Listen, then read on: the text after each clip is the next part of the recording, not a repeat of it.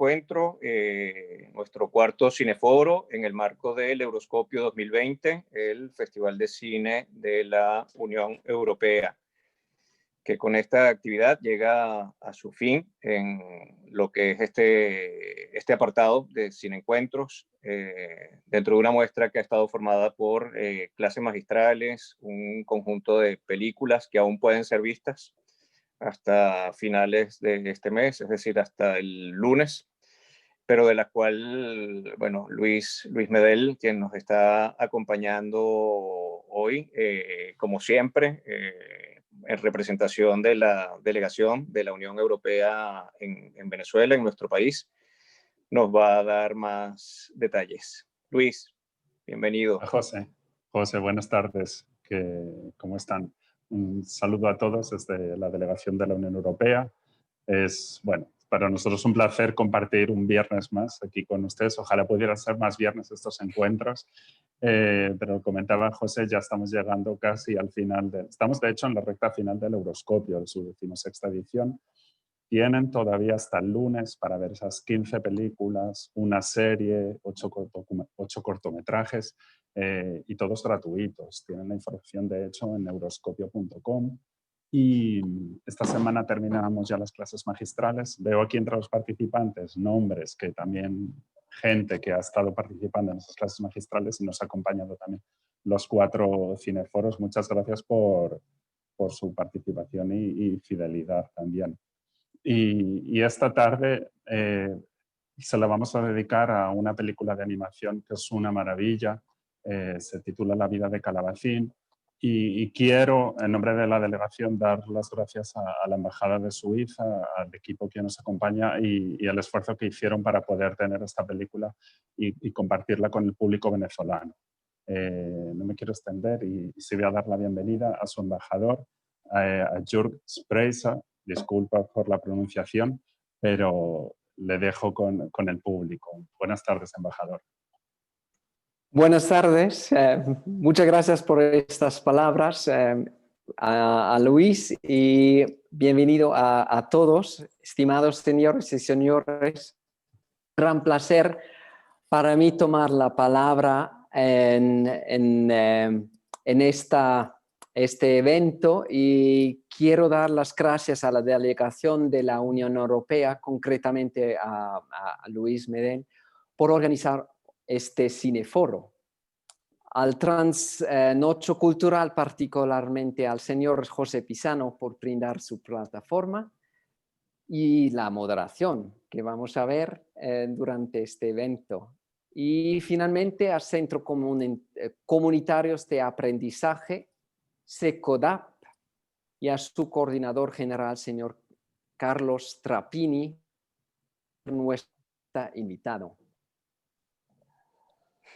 La Embajada Suiza se encuentra honrada de participar en este Festival de Euroscopio, como lo ha venido haciendo desde hace años, porque es una ocasión que permite mostrar al apreciado público venezolano un poco más de nuestra cultura suiza y a su vez abre una ventana para el encuentro y el intercambio entre nuestros países. Suiza y Venezuela comparten el cine como un espacio importante para el crecimiento y el desarrollo cultural, así como para la expresión y la confluencia de valores, ideas, historias comunes para el diálogo. Esta oportunidad hemos construido a Euroscopia con la película La vida de Calabacín, que también fue candidata de Suiza a la categoría Mejor Película Extranjera en los premios Oscar de 2017. Este film del género animación, con una dosis equilibrado de humor, pero ternura y realismo, presente el retrato crudo de la infancia roto y nos recuerda con empatía ese panorama a veces olvidado, pero latente fuera de la pantalla. Hemos seleccionado esta película porque consideramos que la realidad de los niños olvidados, maltratados y abandonados es un tema que tiene una vigencia particular aquí en Venezuela actual. Según los cifras de SECOBAT de este año, aproximadamente 1 millón de niños ha sido dejado atrás al cuidado de familiares, mientras sus padres han tenido que emigrar en búsqueda de mejores condiciones de vida. Por ese motivo, creemos en la importancia de las actividades como este cineforo, que tiene como objetivo incentivar la reflexión y el debate sobre los temas sociales relevantes que, en este caso, tiene un gran impacto en la vida y la psicología de una buena parte de la niñez y adolescencia en Venezuela. Es por ello también que me encuentro ávido de escuchar el intercambio entre los señores Pisano y Trapani,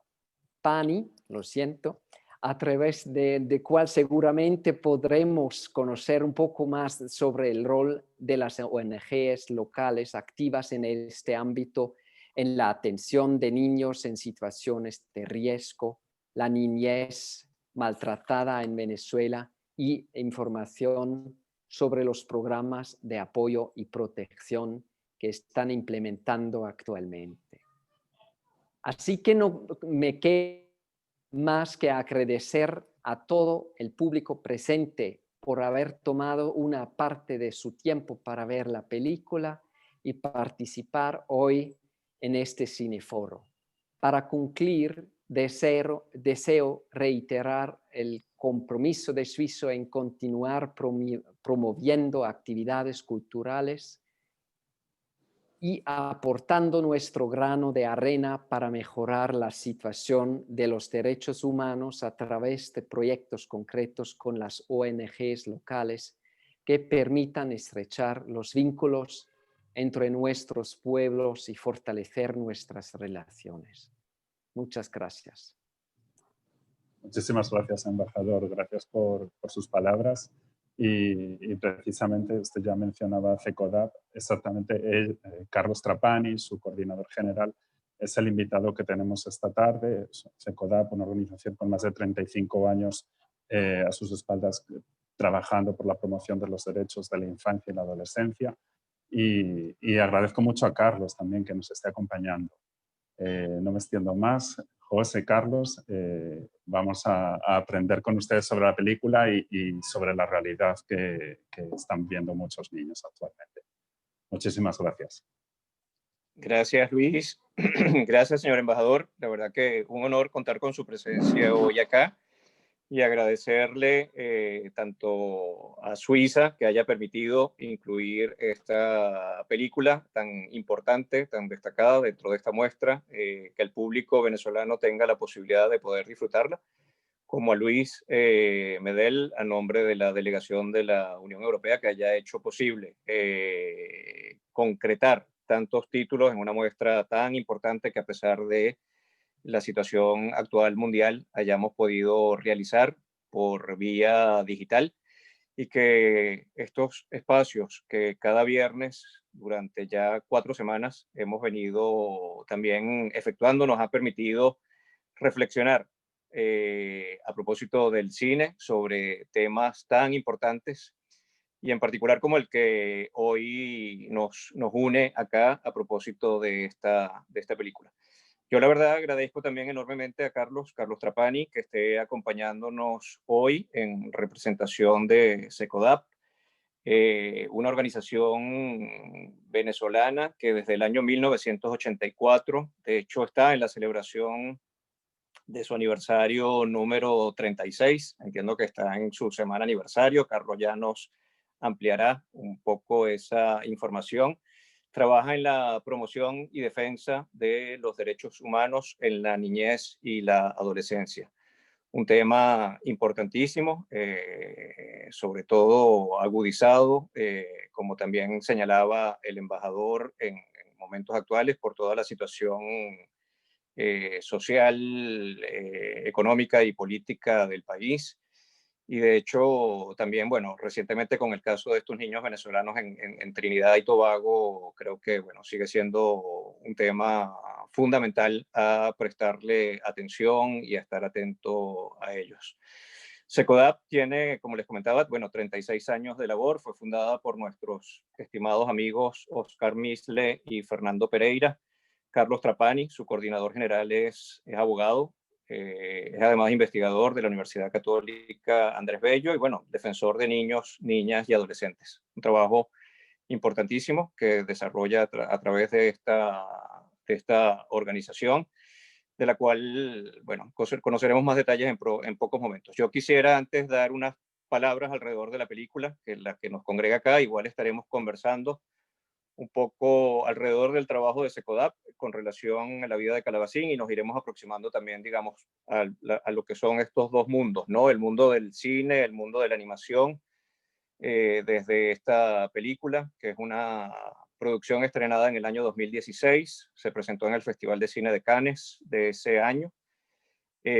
Ha obtenido 27 premios internacionales muy importantes, entre ellos el premio César, que es el principal reconocimiento de la Academia de Cine Francesa en las categorías de Mejor Guión y de Mejor Película Animada, obteniendo además el premio de la Academia de Cine Europeo de ese año 2016 como la mejor producción animada del año de toda Europa. Fue la postulación por Suiza para los premios Oscar a entregarse en el año 2017, que reconocían lo mejor del año 2016. En la categoría hasta entonces denominada, hasta el año pasado, precisamente la mejor producción en lengua no inglesa. Fue la representante por Suiza a los premios Oscar y de hecho quedó entre el listado de 9 semifinalistas, un listado que se dio a conocer a finales del año 2016. Finalmente no ganó el Oscar. Ese año lo obtuvo la película El Vendedor de Asghar Farhadi, un cineasta iraní. Estuvo también Toni Erdmann, una película alemana también muy importante. Pero sin embargo nos da idea de la calidad y del nivel de esta película, que espero que quienes estén participando hoy en este encuentro hayan podido apreciar a través de este Euroscopio y desde la plataforma festivalscope.com. Y quien no la haya visto o quien ya la vio y se quiera animar a volverla a ver, tendrá todavía la posibilidad de hacerlo en estos próximos días. La película la dirige Claude Barras. Claude Barras es un cineasta nacido en Suiza en el año de 1973. Es su primera película. Sin embargo, es un cineasta que destaca por su amplia formación en todo lo que tiene que ver con la ilustración, con el trabajo en computación. De hecho, tiene estudios además de antropología. Creo que es también muy importante a destacar dentro de lo que es su obra, su trayectoria. Y tiene una amplia producción a nivel de cortometrajes. Si bien, como les comentaba, La vida de Calabacín es su primer largo, ya había realizado un total de 9 trabajos, dentro de los cuales destaca un cortometraje llamado Calabacín, que fue justamente el inicio de esta aventura, de esta experiencia, que además está basada en un libro, autobiografía de Calabacín, un libro publicado en el año 2002 por Gilles Paris, un reconocido escritor de literatura infantil francesa. De hecho, ya este libro había sido adaptado para una serie de televisión que se realizó en el año 2007. Se llamó La vida será mejor cuando sea más grande. Es el título que se le dio a la serie del año 2007 y que justamente Claude Barras toma para realizar este largometraje. Lo que me queda por agregar simplemente es que el maravilloso guión de esta película, que también ha sido reconocido y, como les dije antes, fue premiado con un premio de la Academia del Cine Francés, es obra de la guionista y cineasta francesa Céline Sciamma. Céline Sciamma es la realizadora de una película llamada Retrato de una mujer en llamas, que es una producción posterior a esta vida de Calabacín. y película que le ha dado a reconocer como una de las más importantes figuras a nivel de dirección del cine francés. Sin embargo, también tiene una destacada labor. De hecho, ella estudió en la Escuela de Altos Estudios Cinematográficos en París, en Guión, su formación principal, y había realizado películas como Tomboy, entre otros, donde de alguna manera abordaba temas vinculados con la adolescencia y con las diferencias, quizás desde un punto de vista más de la sexualidad, y justamente hace un trabajo sin duda alguna brillante en esta extraordinaria película, que si bien pueda lucir como una película muy dura, muy terrible, creo que la manera en que está narrada y que se nos aproxima desde la infancia, desde la niñez, con una ingenuidad, además un toque de humor muy particular, y creo que también sobre eso Carlos nos va a comentar sobre la experiencia en el caso de Venezuela, y además toda la simbología que presenta la película en sus diferentes elementos, en su distinta estructura, nos va a dar pie a tener una agradable, creo, y placentera conversación esta tarde alrededor de ella. Carlos, bienvenido.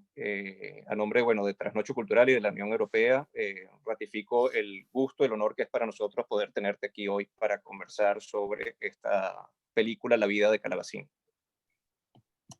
Vale, muchísimas gracias. Yo estoy colocando el cronómetro porque si no me quedo toda la tarde conversando con ustedes. Fíjense, yo creo que en nombre de SECODA agradecerle el espacio. Ahí le pido a José que por favor me ayude con el tiempo también. Agradecer en nombre de SECODA, bueno, primero a la Embajada de Suiza, a la Delegación de la Unión Europea en Venezuela, al Trasnocho Cultural y a todas las personas que se están conectando. SECODA, efectivamente, esta semana es nuestra semana aniversario, cumplimos 36 años de trabajo ininterrumpido, trabajando en promoción y defensa de los derechos de los niños. SECODA nació en el barrio Macarao, en la parroquia del Ciprés, y bueno, en las manos de Fernando y Oscar. Bueno, y hoy le integra, bueno, una generación de relevo y continuamos alzando ese papagayo que es nuestro símbolo, ¿no? Cómo elevamos la esperanza, pero siempre conectado a tierra, que nos permite, bueno, pisar nuestras realidades. SECODA tiene distintas áreas de trabajo, áreas de acción. Hay un área de investigación, generación de contenidos, de evidencia. Hay un área de comunicaciones y opinión pública. Hay un área de incidencia y hay un área muy reciente de 3 años de atención psicosocial. Hay un equipo, bueno, maravillosos de psicólogos que están, bueno, trabajando de lunes a lunes, ¿no? En el contexto de la emergencia que vive Venezuela. Yo estuve viendo la película y yo invito a las personas que no la han visto que la vean, y sobre todo si la vieron, volverla a ver, porque cada vez que uno logra ver la película, logra identificar elementos nuevos. Yo creo que esa es la ventaja que da el cine, la ventaja que da las artes, sobre todo, bueno, que son fórmulas alternativas para poder hablar de temas cotidianos, temas de derecho, temas de coyuntura, temas de ambiente. Yo creo que ya eso da una bendición importante, bueno, que hablar de derechos, bueno, podemos utilizar cualquier recurso que tenemos a nuestro alcance. Fíjense que la película, yo en la medida que iba viendo la película, hacía notas de cosas que me llamaban la atención. Yo creo que uno de los elementos interesantes de la película es lo simbólico, el rescate de los símbolos. Inicialmente Calabacín, con una mamá con problemas de alcohol, bueno, y como todas esas latas de cerveza que se tomaban, bueno, tomaban parte de la cotidianidad de Calabacín, y a partir de ahí él construía un juego, ¿no? Entonces el mundo imaginario de los niños, lo que representa la lata. Y eso lo quiero rescatar porque lo que para un adulto puede ser insignificante o incluso intrascendente, para un niño puede ser profundamente trascendente e importante. Entonces, en los niños, todo el mundo de lo simbólico es importante. Yo rescato mucho el papagayo, y no porque coincida con el símbolo de SECODA, sino lo que representaba el papagayo en la vida de Calabacín. Y sobre todo que había en el reverso del papagayo, era la imagen de su papá. Y era un papá que en la película está totalmente ausente. La película te deja como ese sinsabor, ¿no? ¿Qué pasó con el papá? ¿Dónde está el papá? Pero bueno, el papá formaba parte del papagayo que se elevaba. Además, lo presentaba como un superhéroe. Y él a lo largo de la película, al final, bueno, se viste como la imagen de su papá. Entonces, bueno, ¿qué representa la vida del padre, del papá en la vida de los niños? Creo que la película lo rescata. Creo que la película es interesante porque también nos presenta el tema del duelo, de cómo un niño, cómo una familia vive el duelo a partir de la muerte de la madre y todo lo que genera una situación de pérdida y cómo los niños asumen posturas incluso resilientes para poder superar una circunstancia de duelo. Y fíjense que la resiliencia, desde mi punto de vista, no es una cosa que viene de la nada, que se genera que se ocurre por generación espontánea, sino siempre tiene que haber factores protectores alrededor del niño que le permita sobreponerse frente a un hecho que sea violento o un hecho que sea doloroso. Eso yo lo rescato que deja la película. La película también resalta la importancia de la familia en la vida de los niños. Eso creo que es importante. Y hay unas frases en los diálogos que me parecen también que son importantes. Hay un momento en la película que Calabacín dice: yo creo que maté a mi mamá, pero no fue a propósito. También habla que hay que respetar la voluntad de Camila, sobre todo cuando la tía intenta llevarse a Camila a su casa por los beneficios económicos que le traía tener a esa sobrina bajo su cuidado. Entonces, bueno, la respuesta del juez en ese momento: hay que respetar la voluntad de los niños. Entonces, su respuesta fue: los niños no tienen voluntad. Bueno, y hay muchísimas partes. Hay una parte que a mí me movió mucho, donde Calabacín y Camila van a casa del policía, de Raymond, a la hora que estaban compartiendo, y ven la foto del hijo del policía, y le preguntaron si él era el policía cuando era niño. Él dijo que no. Fíjense, y él le dice: a veces los hijos abandonan a los padres. Entonces, bueno, y así puedo estar toda la tarde rescatando diálogos, bueno, que cada diálogo te puede generar un cineforo distinto. Bueno, y al final, bueno, cómo a partir de un proceso de intervención donde participa el policía, donde participan los docentes que estaban en esa entidad de atención, la directora de la entidad de atención y la red que se da entre los propios niños, bueno, permite darle un vuelco a la vida de cada uno de los niños. Rescato cuando uno de los niños le dice: deja que te adopten, vete, porque a los niños grandes nadie los quiere. Y al final el mensaje de la película es que Calabacín dice: a pesar de que no estoy contigo en la entidad de atención, en la casa hogar, yo te sigo queriendo porque te tengo presente. Sí, yo creo que esos son elementos que la película da para hacer cualquier cantidad de cineforos. ¿Qué nos deja la película? Yo creo que la película nos deja una profunda reflexión sobre la importancia que tienen los niños para la democracia y para la vida en sociedad. Creo que uno de los grandes problemas que hemos tenido es la invisibilidad de los niños. A pesar de tener marcos jurídicos con profundas garantías, con un institucional que ha dado intentos de protección, pero bueno, nos hemos quedado cortos en que cada niño en su cotidianidad pueda ejercer sus derechos a la familia, a jugar, a recrearse, a participar, a opinar. O sea, tenemos un marco jurídico profundamente garantista, pero la realidad hay unas brechas importantes. O sea, el esfuerzo es encerrar las brechas entre lo teórico, entre lo normativo, se acerque a la cotidianidad de los niños. La situación de los niños en Venezuela, bueno, es muy compleja. Los niños están sufriendo las peores consecuencias de una emergencia que no provocaron y que no pidieron. Como dijo el embajador en sus palabras, en SECODA reportábamos cerca de 1 millón de niños que perdieron el cuidado de papá, de mamá o de ambos producto de la migración. Y muchos de los niños no necesariamente viven la experiencia de Calabacín, que van a una entidad de atención y logran que una persona, bueno, se haga cargo de ellos. Muchos niños quedan solos, muchos niños quedan en situación de calle, muchos niños en Venezuela se van a otros países, bueno, y son deportados en balsas, en peñeros. Entonces, bueno, hay una realidad variopinta. ¿Qué es importante? Bueno, entender que cada uno de nosotros, dependiendo del rol que nos desempeña, tenemos unas responsabilidades con los niños. Desde las autoridades, poder garantizar programas y políticas públicas, acciones de promoción, de prevención y de atención frente a situaciones que violan los derechos de los niños, y como sociedad y civil y familia, bueno, poder ser esa veeduría, poder contribuir, poder opinar, poder alzar la voz para que casos como el de Calabacín o de otros niños que pueden tener cualquier nombre no ocurran. Y si llegasen a ocurrir, bueno, cómo el músculo social se activa para poderlos proteger. Nosotros en SECODAP hemos alertado en el contexto de la pandemia importantes afectaciones emocionales, importantes afectaciones en el estado de ánimo de los niños. Hemos tenido un incremento en casos de depresión, ideación suicida, situaciones de violencia en la familia, que todos esos son factores de riesgo para que un niño pierda su medio familiar. Entonces, bueno, yo creo que el llamado a tener la conciencia de, bueno, cuál es la coyuntura que están sufriendo los niños hoy día. Y los niños, a pesar de que pueden tener baja morbilidad en función al COVID-19, hay unos daños colaterales que genera la violencia, que genera la pandemia, bueno, que están marcando la vida de los niños. Y la violencia y la pérdida de cuidado de la familia tiene un efecto devastador en la vida de los niños. Entonces, yo creo que es importante hacer esfuerzos de promoción, de difusión, de denuncia, bueno, para que cada niño pueda vivir en un entorno familiar que le sea seguro, que le sea confortable y que lo permita alcanzar su máximo desarrollo.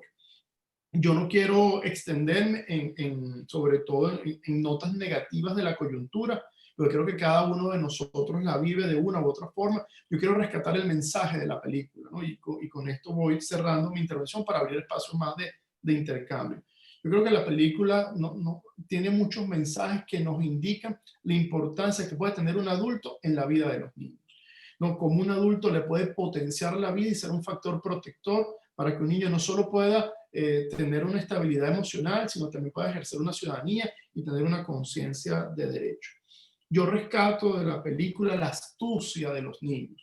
Yo rescato la capacidad de ser amigos, la capacidad de perdonar, la capacidad de escuchar, la capacidad de hablar, la capacidad de crear. Y todo eso son potencialidades innatas en los niños. Pero lamentablemente, a la medida que vamos creciendo, nos vamos endureciendo en nuestra vida adulta. Entonces, yo creo que el llamado que nos deja la película, la invitación a la película, que toda forma de violencia es prevenible. Que un niño que a pesar de que haya sufrido entornos de violencia muy fuertes y haya perdido su medio familiar, hay opciones, hay alternativas, hay posibilidades, bueno, para que el niño pueda tener una infancia feliz, pero eso requiere un esfuerzo colectivo de las autoridades, del Estado, también de la sociedad y de esas personas que acojan a ese niño para poderlo cuidar y proteger. Y yo quiero cerrar con la frase de que los niños no tienen voluntad. Pues yo creo que uno de los grandes aportes a la humanidad que trajo la Convención sobre los Derechos del Niño, que el pasado 20 de noviembre fue su aniversario, fue poder reivindicar a los niños como un actor clave en la sociedad y rescatar su posibilidad de participar, de opinar. Y eso implica reconocerlos como ciudadanos. Yo creo que una de las ventajas que trajo la Convención de los Derechos del Niño es poder reconocer a los niños como ciudadanos y entender que los niños no tienen superderechos, ni tienen menos derechos que los adultos. Tanto los adultos como los niños tienen los mismos derechos. Pero los niños lo ejercen de forma progresiva conforme a la medida que van creciendo, conforme a la medida van desarrollándose. ¿Qué rescato de la película?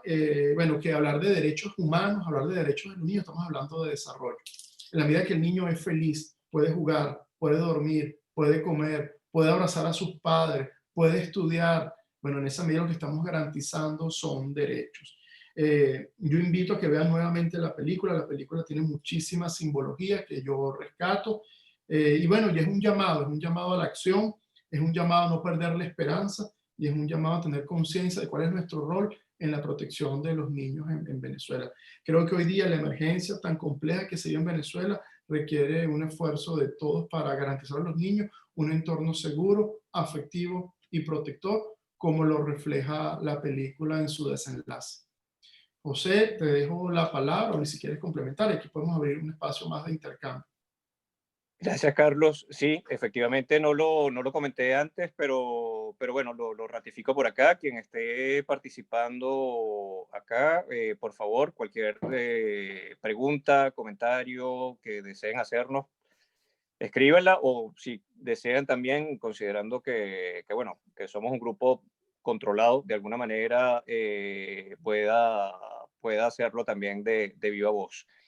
Yo quería rescatar sobre lo comentado por Carlos porque, bueno, de hecho coincido con Carlos. Yo tenía justamente apuntada como frase final más destacada de mi aproximación a la película justamente la frase de los niños no tienen voluntad. y ciertamente dentro de ese guión de la película hay varias frases que se nos van presentando a lo largo de la misma. A mí me llamó mucho la atención porque, claro, la película es una especie, o nos brinda un retrato de una especie de orfandad contemporánea, porque, bueno, si bien este niño Ícaro, que además, bueno, tiene un nombre muy particular que tiene que ver un poco con el tema del vuelo y del vuelo truncado de alguna forma, como pareciera ser la vida de este niño cuyo padre está ausente, cuya madre alcohólica fallece por un accidente que se presenta en la casa, digamos, nos presenta todas estas historias en una estructura que además está como muy bien marcada, porque creo que otra cosa que tiene la película muy bien definida es que no se extiende innecesariamente. Es una película que dura 1 hora, 10 minutos aproximadamente. Es una película corta, pero es una película que va directa a cada una de estas situaciones.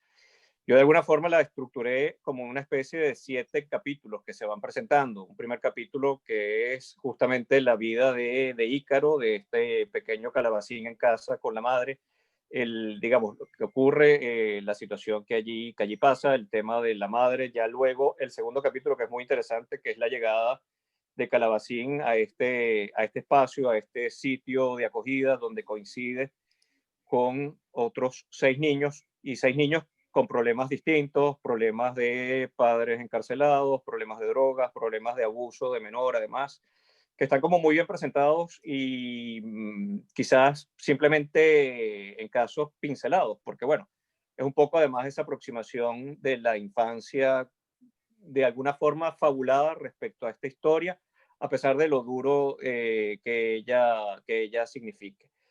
Luego está justamente la llegada de Camille, que es importantísima, que es la 7ª niña que se une al grupo, que es la que desencadena un poco de alguna forma, por un lado, el interés de Calabacín y hace como que Calabacín de alguna forma se termine de integrar al grupo, donde había tenido como tantas dificultades al principio. Luego está la parte de la estación de nieve, que es ese espacio donde ellos comparten y donde también los niños disfrutan de como un cierto oasis de libertad dentro de su dura vida.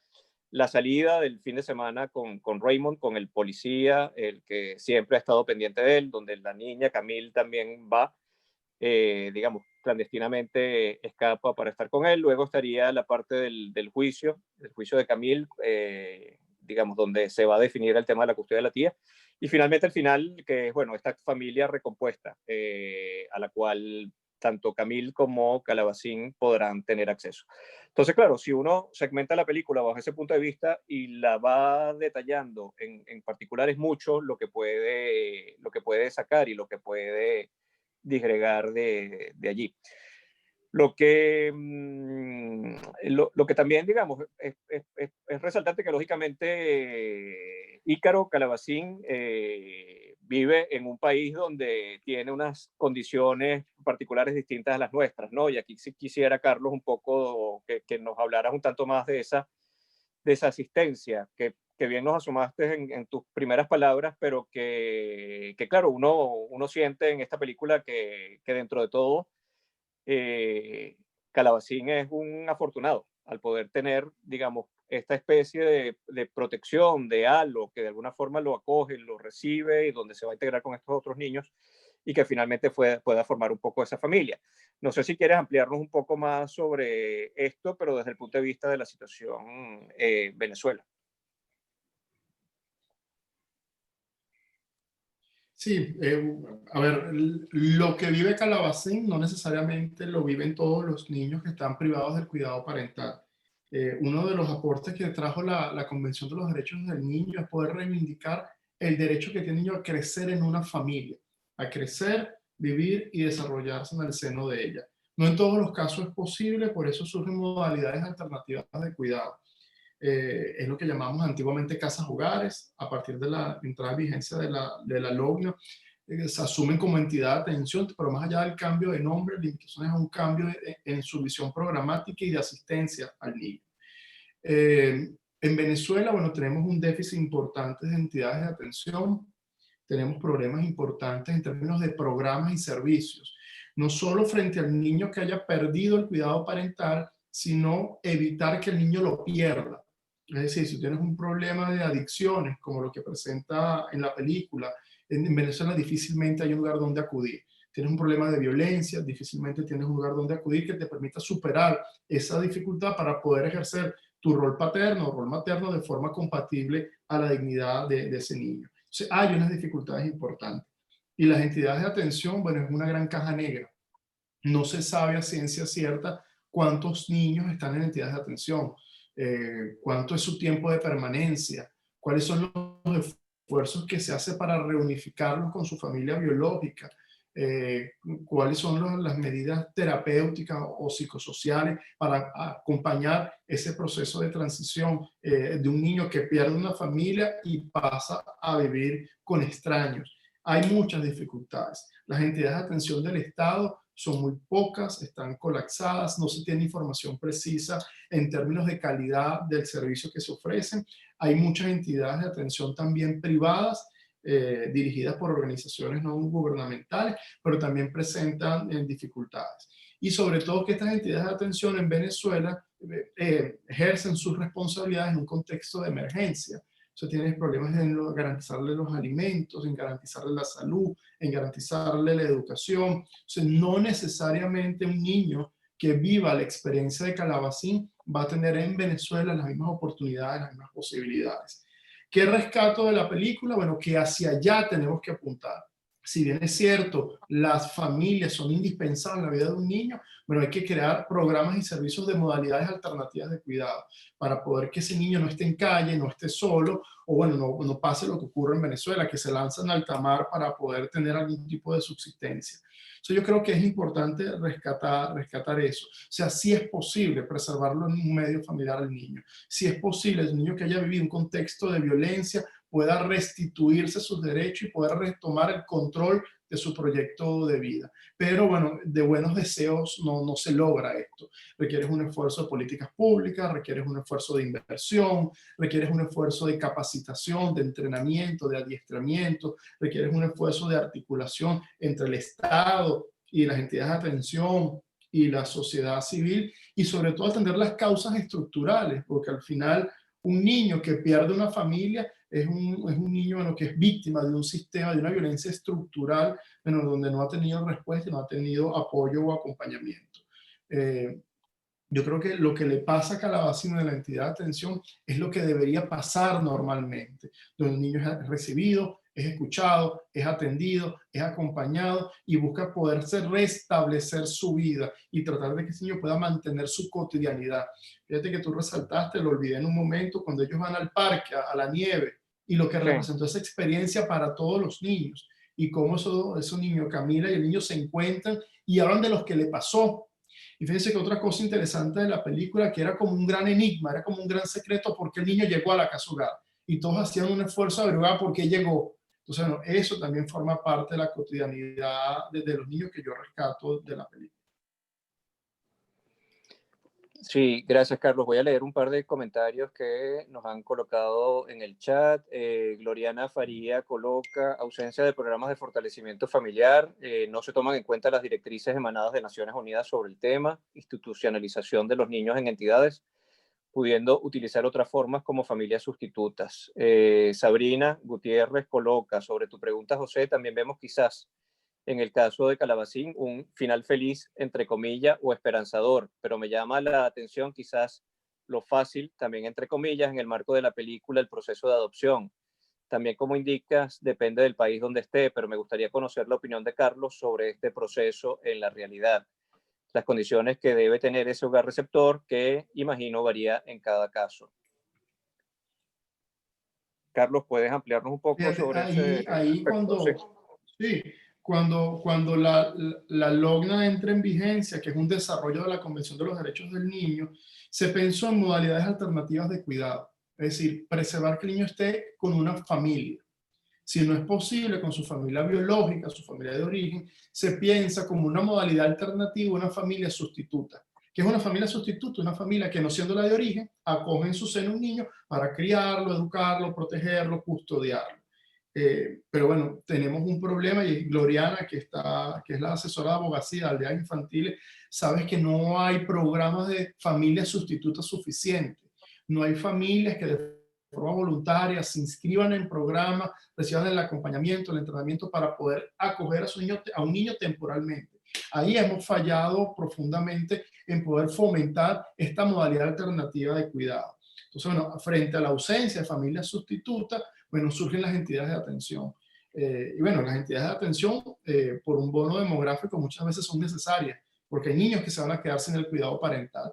El tema es que esas entidades de atención, esas casas hogares, no pueden ser depósito de niños. No puede ser que un niño esté por vía de hecho privado de libertad. Y una de las cosas que rescata la película, como el niño, aún estando en una entidad de atención, sigue siendo niño, con la posibilidad de jugar, la posibilidad de soñar, la posibilidad de hacer amigos, incluso la posibilidad de perdonar. Creo que eso me parece que es importante. Pero en Venezuela tenemos una brecha importante para poder alcanzar algo de nivel como lo plantea la película. Creo que hay un esfuerzo importante de muchas personas que están vinculadas al sistema de protección, a entidades de atención, bueno, pero el esfuerzo es insuficiente. Yo creo que si en términos de recomendación en política pública es poder incrementar los esfuerzos para incrementar el número de familias sustitutas, para que esas familias sustitutas sean una alternativa frente a una entidad de atención. El niño puede estar, y lo voy a hacer un ejemplo muy gráfico, poco académico, pero creo que nos va a ayudar a entender el problema. El niño puede estar institucionalizado en Disney, puede estar en el Magic Kingdom, al lado de Mickey y Minnie siendo sus responsables, pero no es una familia.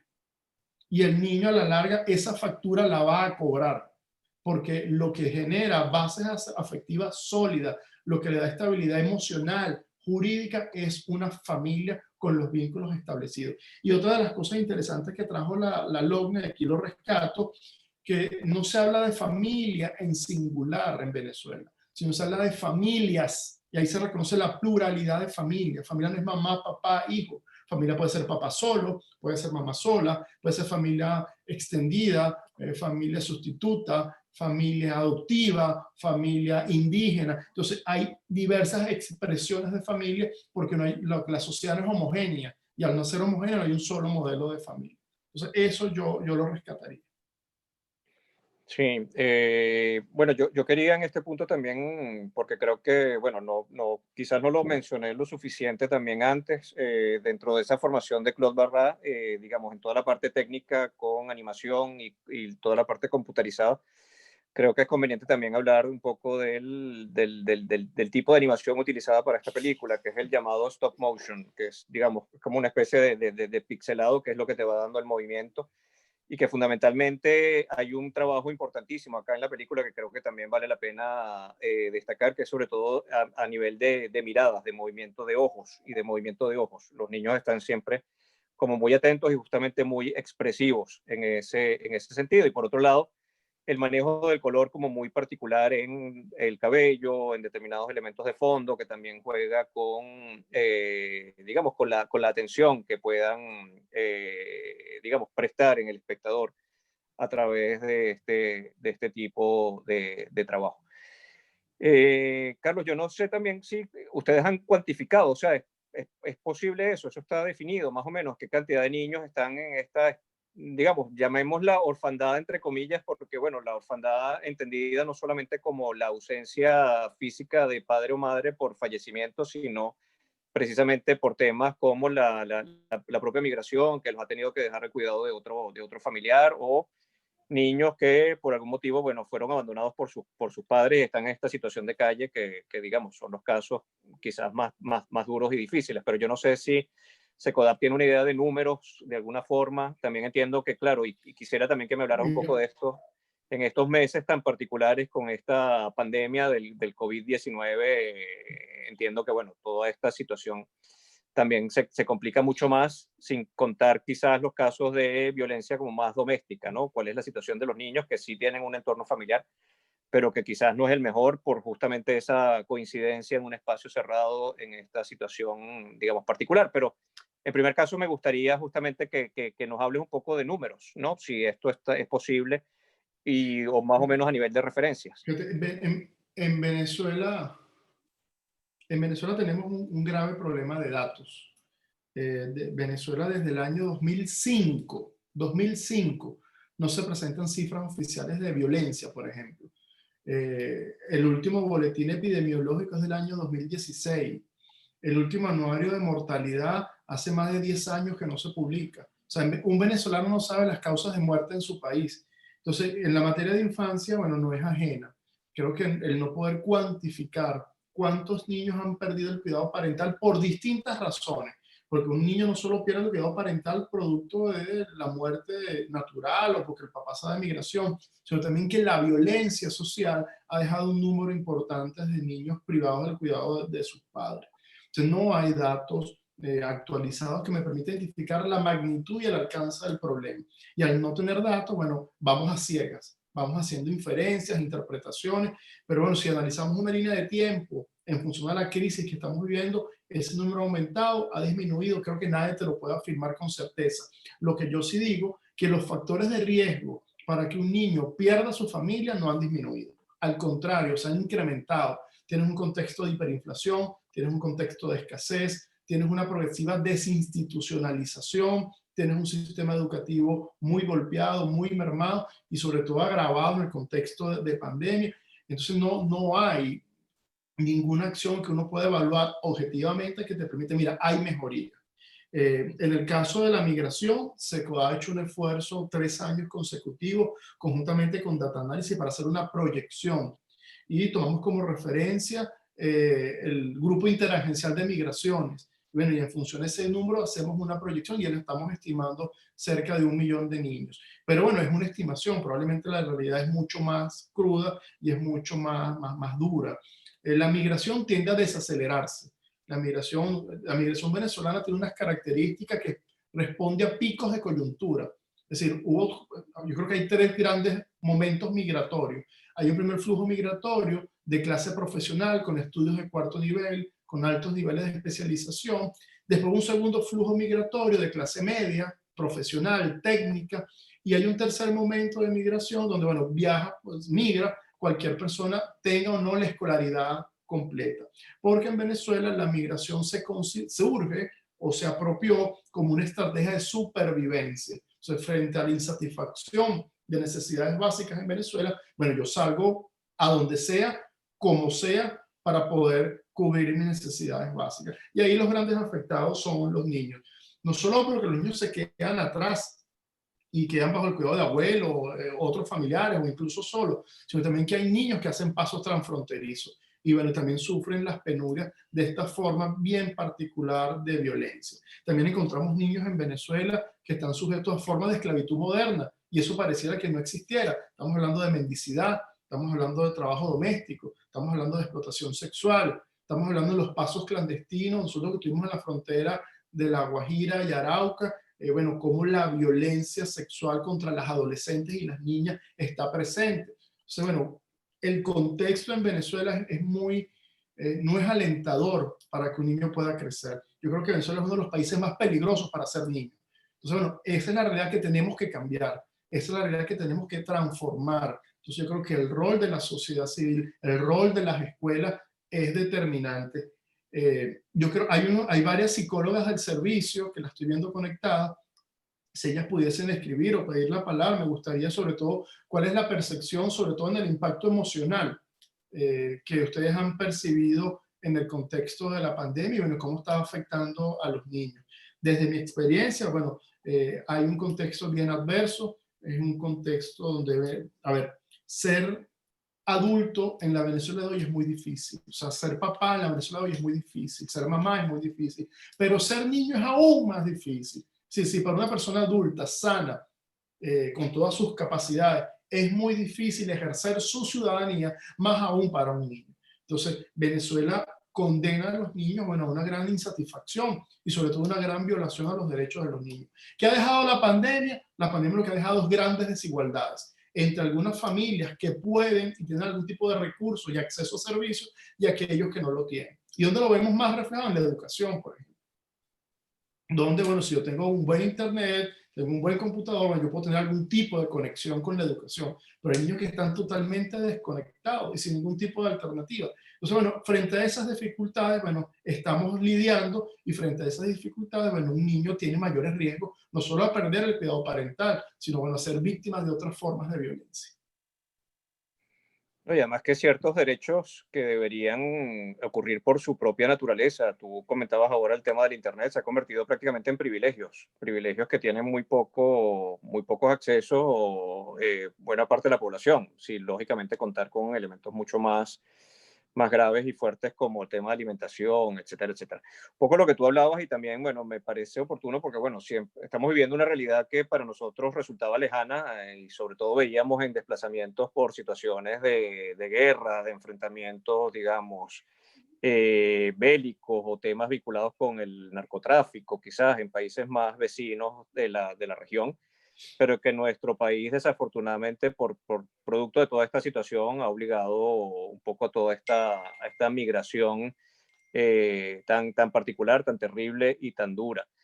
Yo también, bueno, y enlazándolo un poco con el tema de la película, yo antes había hablado que, bueno, que son siete personajes, siete niños, y cada uno de estos niños, más allá de Calabacín, podría haber tenido su propia película, ¿no? O sea, estamos hablando de Simón, que es este niño que es un poco como la especie de líder que sus padres intuimos tienen, bueno, no intuimos, de alguna manera lo sabemos, tienen un tema de drogas, porque como decía antes, de alguna forma se pincelan o salen asomados los problemas de cada uno de ellos, pero lógicamente no se presta como una particular atención más allá del caso de Calabacín. Está Ahmed, que es este niño cuyo padre está en prisión y la madre abandonó el hogar y él termina estando allí. Beatriz, Bea, que es esta niña cuya madre fue deportada.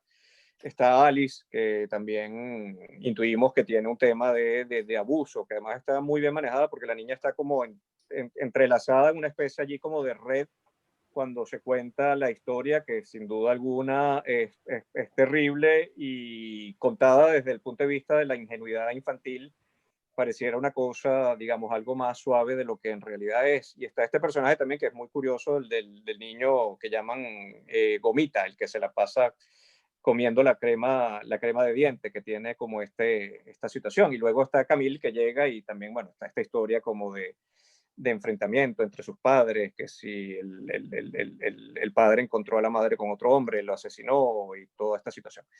Yo también creo que quizás hay algunos elementos en la película que probablemente estén colocados de una manera como muy clásica, no muy desarrolladas, como el tema de la tía, que claro, este personaje un poco, digamos, malo por naturaleza, es la tía que quiere aprovecharse de la sobrina por lógicamente tener acceso al dinero de la niña y quizás la propia situación de la adopción, que bueno, un poco por la característica de la película, lo que bien conversábamos no era del interés del escritor, del libro originalmente de Jules Paris y de Claude Barras profundizarlo mucho más allá, sino que básicamente abrir la posibilidad de un espacio de formar una eventual familia.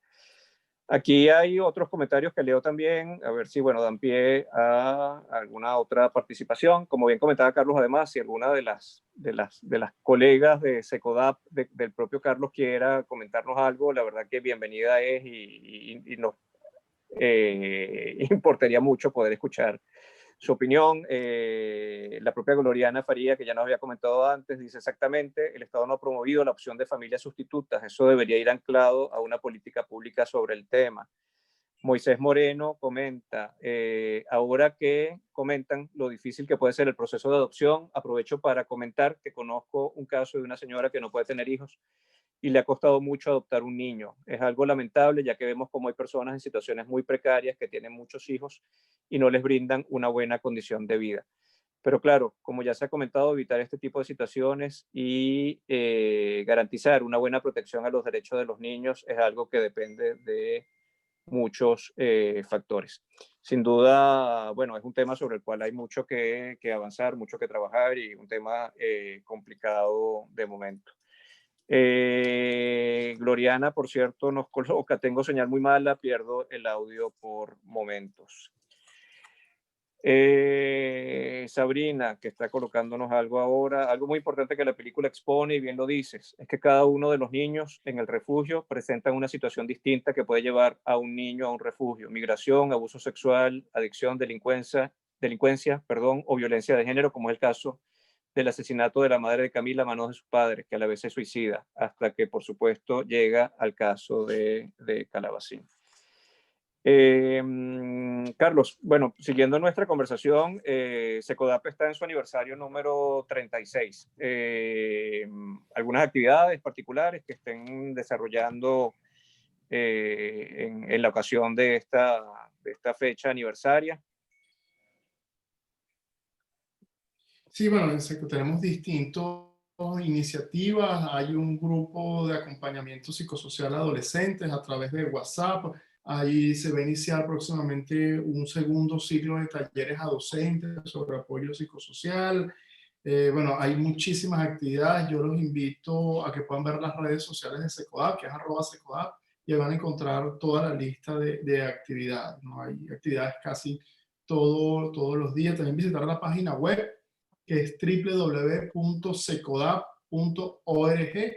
Ahí van a encontrar investigaciones, recursos, bueno, reseñas de actividades, artículos. Entonces, bueno, eso creo que también es un espacio importante para seguirnos la pista.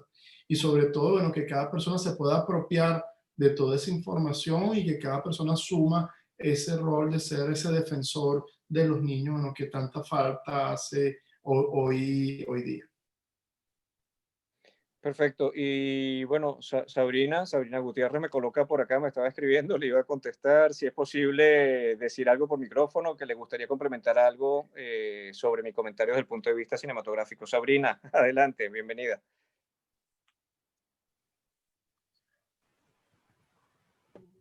¿Aló, me escuchan?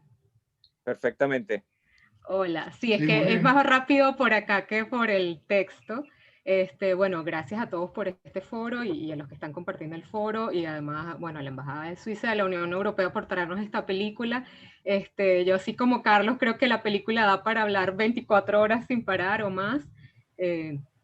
Yo la amo mucho y toca temas que me gustan mucho. Yo soy comunicadora y productora audiovisual. Casualmente fui productora ejecutiva de un estudio de animación y me fui de ese estudio para trabajar un tema completamente distinto, que era el fútbol para el desarrollo, de una ONG que trabaja con niños vulnerables de este tema. Y bueno, de lo que te decía de lo cinematográfico que tú hablabas, la película a mí me parece, bueno, lo han dicho mucho, como un poema visual, es muy hermosa. Y me llama la atención en lo que comentabas de haber escogido el stop motion para hacerla, ¿no? Los colores, que a diferencia de otras películas que fueron muy populares de este tipo de animación hace algunos años, como por ejemplo Coraline o La Mecánica del Corazón, u otras películas que son muy hermosas. Bueno, ya nos comentaste que el director también es ilustrador. Llama la atención que quizás una película como Coraline obviamente es oscura, no solo en su fotografía, sino, claro, nos da un poco de miedo y habla de un tema que es más de la transición de la pubertad a la adolescencia, que quizás no es tan denso en ese sentido, pero la atmósfera es fuerte. En cambio, en este caso, que traemos un tema tan duro o unos temas tan sociales, tan delicados, el director opta de manera muy positiva por presentarnos una fotografía muy, bueno, muy luminosa, es una película brillante. Además, el usar este tipo de ilustración y este tipo de animación que también nos hace esa referencia a la infancia, que quizás es algo naif, incluso en los diálogos pueden parecernos naif, pero cuando Carlos saca esos fragmentos vemos que son diálogos hermosos, pero también tratan unos temas muy duros desde la parte de la inocencia.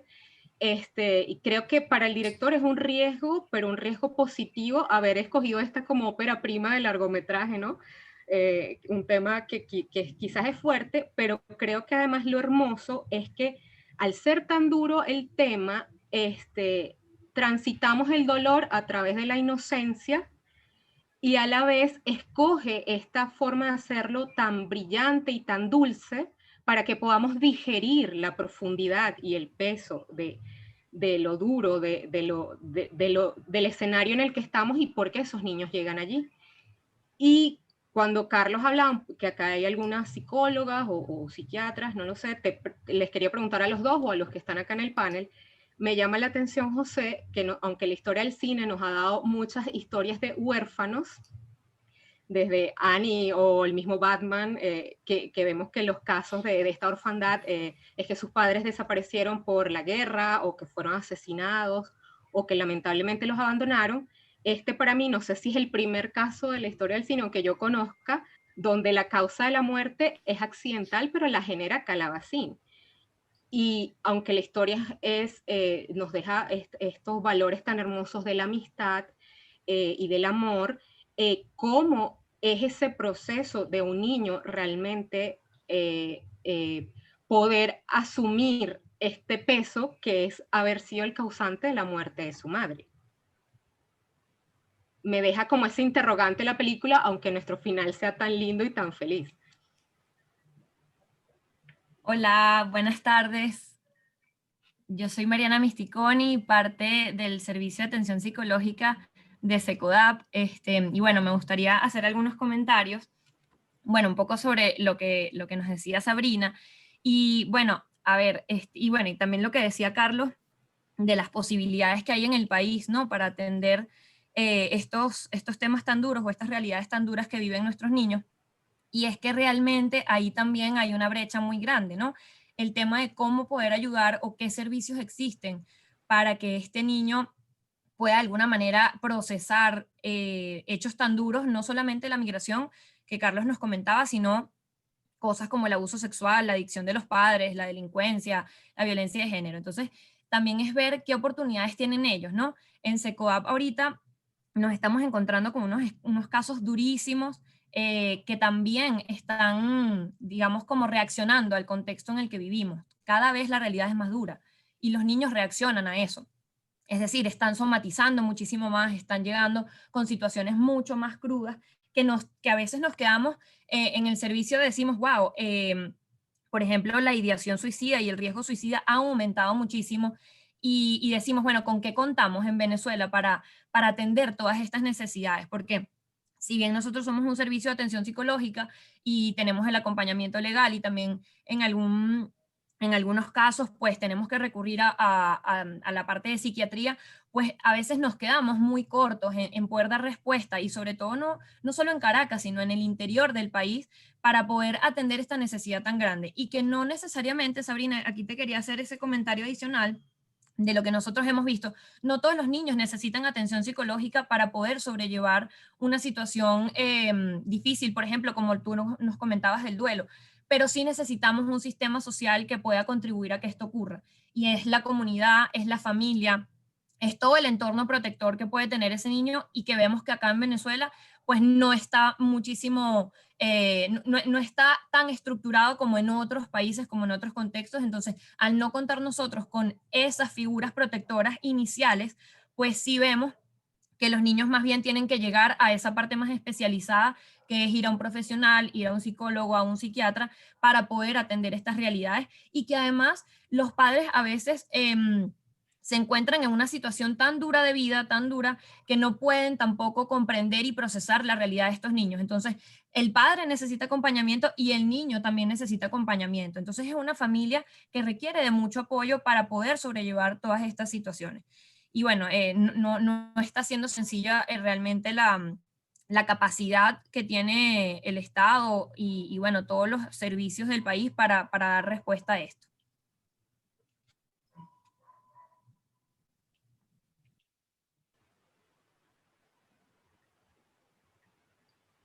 José, creo que si estás, El tienes el micrófono está micrófono. apagado. Ajá, Ya, creo que ahora sí. volví, ¿no? Exacto, creo que fue Sí. por error, tocando la pantalla me silencié. Carlos, yo, bueno, lo que comentaba, celebro muchísimo el trabajo de todo el equipo de Secodap. ¿Cuántas personas forman parte de Secodap hoy en día?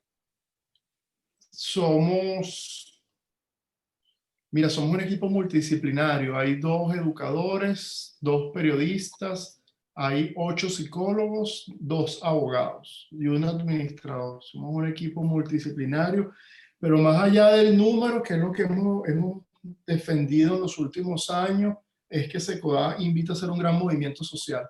Secodap no es solo una sede y un staff. Secodap, bueno, es a todas las personas que se comprometen y se movilizan para que cada niño pueda ejercer sus derechos, ¿no? Y pueda promover una convivencia sin violencia. Entonces, Secodap está donde esté presente un defensor. Exacto, y a eso quería ir ahora y no sé si justamente esa sería la respuesta, sobre todo considerando que están en su aniversario número 36. ¿Cuál sería el gran reto de Secodap hoy en día? Bueno, yo creo que el gran reto, bueno, es eso, construir una convivencia sin violencia. Creo que el gran reto de la organización, bueno, es cómo podemos sumar más voluntades, más personas, para construir ese gran movimiento social que es nuestra misión institucional. Creo que ese es el gran reto, el no perder la esperanza. Y aquí yo quiero rescatar la imagen de Calabacín, que era el papagayo, que casualmente es el mismo símbolo de la organización, bueno, y que el papagayo nunca vuela con viento a favor, sino vuela con viento en contra. Y como en viento en contra, bueno, tiene esa firme decisión de elevarse.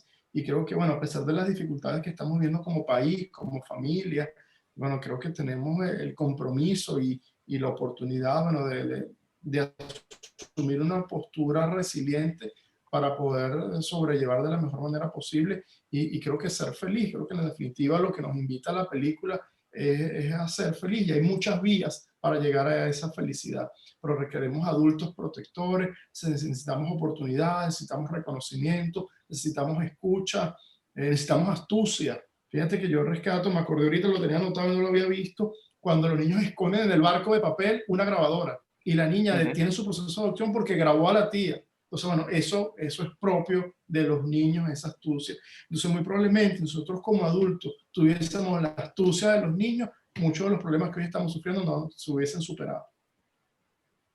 Totalmente. Yo quiero además también, bueno, destacar el poder del cine, el que nos esté convocando hoy aquí a conversar sobre estos temas a propósito de esta película de la vida de Calabacín. Yo sé que Secodap, tanto con Oscar Misle, con Fernando Pereira, han venido haciendo también un trabajo de educación colegios, en institutos, a propósito del cine, sobre todo con temas tan afines y tan particulares como puede ser el bullying, y digamos, todo temas que tienen que ver con derechos humanos de niños, niñas y adolescentes, que justamente es lo principal de ustedes. Yo también, bueno, estoy seguro que en la normalización de una actividad ya más cotidiana, películas quizás como esta propia vida de Calabacín, ¿no? También puede ayudar mucho a generar espacios de reflexión. Quería comentarle a Sabrina también porque además me parece como muy bien tratado este tema de Calabacín entre el padre y la madre.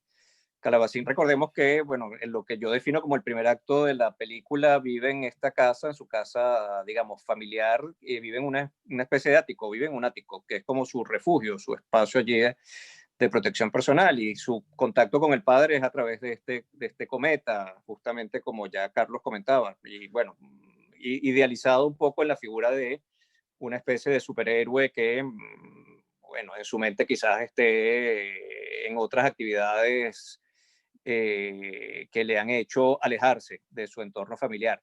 Y que ese accidente que ocasiona la muerte de la madre ocurre, digamos, por una caída de unas escaleras. Entonces, claro, hay como esa figura hacia arriba por parte del padre, por otro lado, digamos, la madre que sabemos bueno, que sufre un accidente, que entendemos luego que fallece y que Calabacín asume la culpa bueno, por ese cierre de puerta violento que de alguna manera pudo ocasionar, digamos, la muerte de la señora, que lógicamente tenía unas condiciones, además, por su propia adicción al alcohol, muy particulares.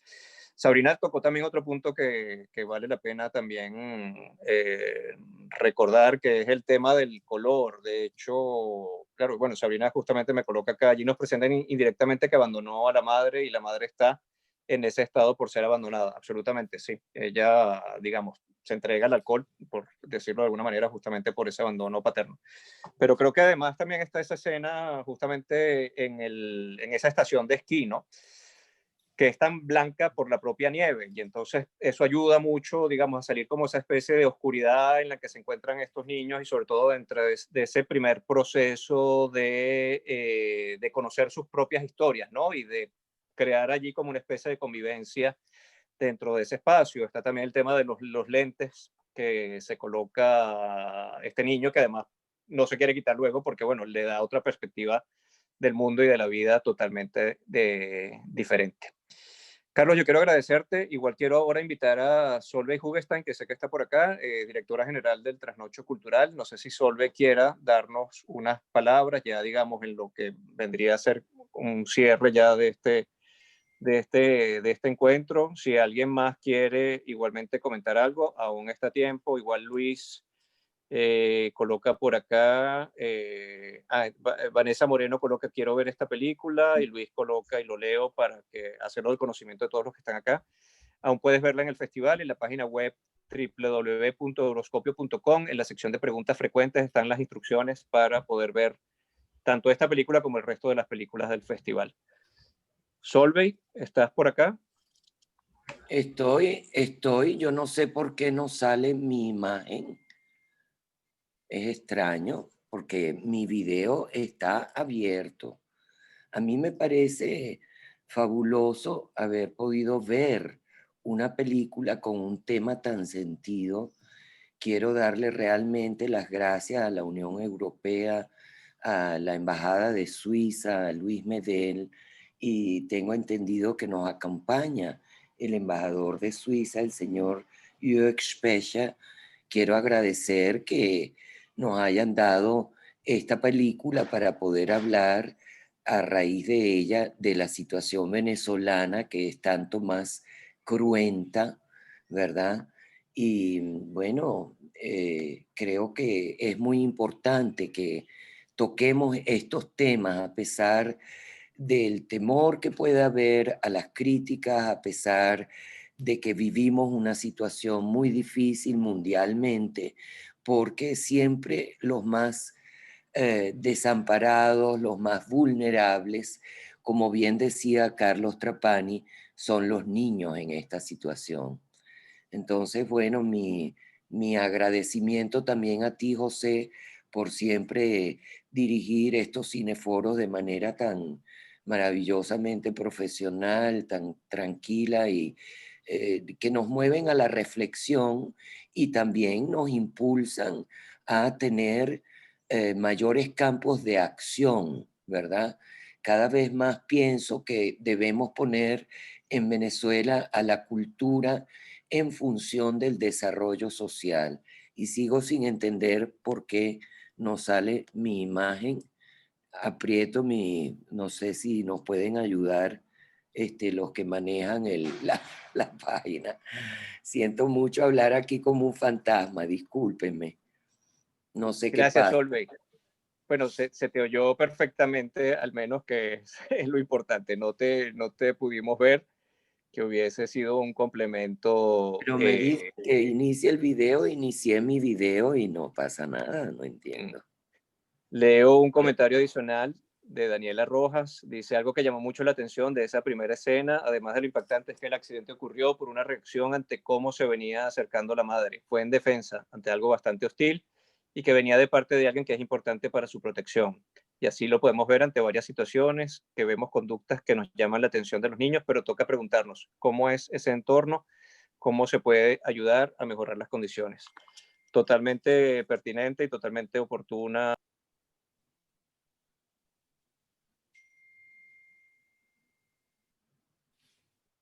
José, callaste tu micrófono. Sí, no, ya volví. Yo no sé por qué también, exacto, esto está como susceptible. Creo que me escuchan ahora, ¿verdad? Sí. Perfecto. Sí, Bueno, perfecto. quería, invitar a Luis, Luis Medel, para unas palabras adicionales. Yo la verdad, agradecer a la delegación de la Unión Europea la posibilidad de haber conducido estos 4 encuentros que hemos realizado durante el mes. La verdad que han sido muy interesantes por las propias películas sobre las cuales hemos conversado y de alguna manera, los distintos aspectos que justamente a propósito de ellas y gracias a la maravilla del cine nos ha permitido conversar. Luis. Sí, darle las gracias porque es increíble que hasta ahora, que estamos ya cerrando el cineforo, sigan escribiendo los participantes. Eso habla del buen debate que se ha generado, ¿verdad? Solveig, muchas gracias por acompañarnos. esta tarde. Ya lo comentábamos antes en la despedida prácticamente del Festival Euroscopio y ha sido, bueno, es una alegría para nosotros, para la delegación, que a pesar de las circunstancias y que tengan que ser online, volver a contar con ustedes, con el Trasnoche Cultural, para traer este festival también. Y lo comentábamos, el lema de la Unión Europea es Unidos en la Diversidad, y precisamente es esa diversidad de películas que pueden ver con el festival. Tienen todavía hasta el lunes 30 de noviembre películas de Letonia, de Finlandia, de Hungría, títulos que aquí sería muy difícil verlos de otra manera, sin recurrir a la piratería ni cosas así. Tienen todas estas películas, una serie holandesa también, Phoenix, son 16 títulos en total completamente gratuitos. Los tienen disponibles hasta el lunes 30. En la página web euroscopio.com tienen toda la información en la sección de preguntas frecuentes. Ahí vienen las instrucciones. Las películas se ven a través de la plataforma de Festivals Go y solamente hay que registrarse y es muy facilito de utilizar. Además, en la propia página del festival estamos subiendo en YouTube, tienen los enlaces a los 4 cineforos que hemos tenido como parte del festival. Pueden ahí pues, disfrutar de la conversación sobre estas 4 películas. Solo nos queda bailar de Suecia y Georgia, Phoenix de Holanda, y la semana pasada hablamos de Buñuel en el laberinto de las tortugas con su productor Manuel Cristóbal, y de la Embajada de España saludo porque nos han estado acompañando también esta tarde. Está por aquí Melba, muchas gracias por acompañarnos. Y me despido dando las gracias, por supuesto, a Carlos, que en el momento en el que planteamos la invitación al Cineforo dijo que sí, y al esfuerzo que ha hecho la Embajada de Suiza de adquirir los derechos y podernos ofrecer la película para el público venezolano. Muchísimas gracias a todos y aprovechen estos días que quedan de festival. Gracias, Luis. Yo quiero darle el espacio ahora a Carlos Trapani, si quiere dar unas palabras ya finales para un poco, bueno, despedirnos de este encuentro. Carlos. No, bueno, agradecerles a todos, a la Embajada de Suiza, a la Unión Europea, al Trasnoche, bueno, a todas las personas que se tomaron este tiempo para poderse conectar y reflexionar juntos sobre la importancia del cine, pero también la importancia de los derechos, la importancia de la vida, la importancia de la esperanza, la importancia, bueno, de poder trascender en todo lo que hacemos. Y bueno, un abrazo para todos y en nombre de SECODAP, bueno, agradecerle el espacio a todos ustedes.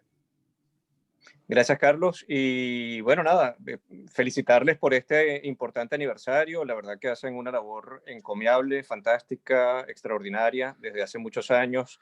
Y a pesar de todas las dificultades, como bien lo comentabas, han venido creciendo. Creo que es importante, sobre todo porque, bueno, hay un entorno muy, muy complicado, pero ojalá ese crecimiento se siga manteniendo dentro de una situación como mucho más estable, lo que va sin duda alguna a permitir poder tratar con particular atención temas como los que hemos conversado hoy, sobre todo que para que la vida de los eventuales calabacín que puedan estar en nuestro país dentro de lo duro de cada una de sus situaciones personales puedan estar mejor atendidos, mejor cuidados y puedan ser eventualmente ese futuro tan necesario y tan posible al cual aspiramos.